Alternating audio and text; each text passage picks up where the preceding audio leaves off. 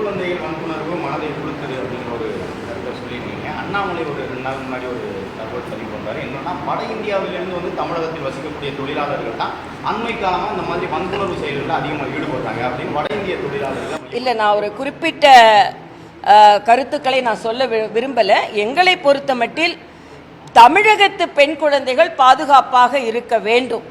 அது தமிழகத்து பெண் குழந்தைகளை பாதுகாப்பதற்கு அத்தனை நடைமுறையும் அரசாங்கம் எடுக்க வேண்டும், இந்த சமூகமும் எடுக்க வேண்டும்.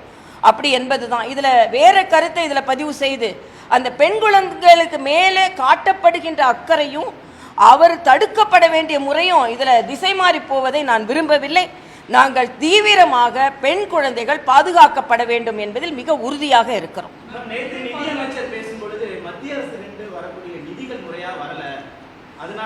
அதாவது நான் நிதியமைச்சரை கேட்டுக்கிறேன், இந்த ஒரு வாரத்தில் மட்டும் 7500 கோடி ரூபாய் இந்த ஜிராம் என்ற ஊரக வேலை வாய்ப்புக்கு கொடுக்கப்பட்டிருக்கிறது இந்த மாதம் மட்டுமே. அதே மாதிரி அடிப்படை கட்டமைக்கு மரியாதைக்குரிய செங்கோட்டையன் அவர்களே சொல்லியிருக்கிறார்கள் 1000 கோடி ரூபாய் கொடுக்கப்பட்டிருக்கிறது என்று.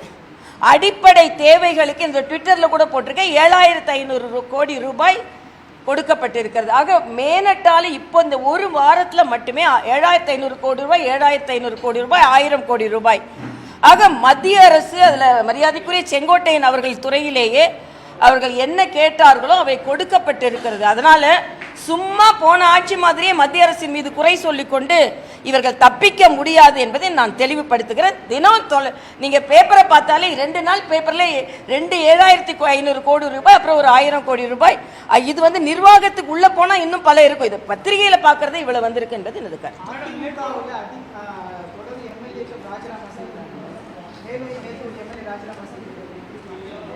இல்லை, நான் இன்னொரு கட்சியில் நடக்கிற விஷயத்தை நாங்கள் இப்போ மரியாதைக்குரிய பாரத பிரதமர் அவர்களின் திட்டங்களை மக்களுக்கு எடுத்து செல்வதில் நாங்கள் உறுதியாக இருக்கிறோம்.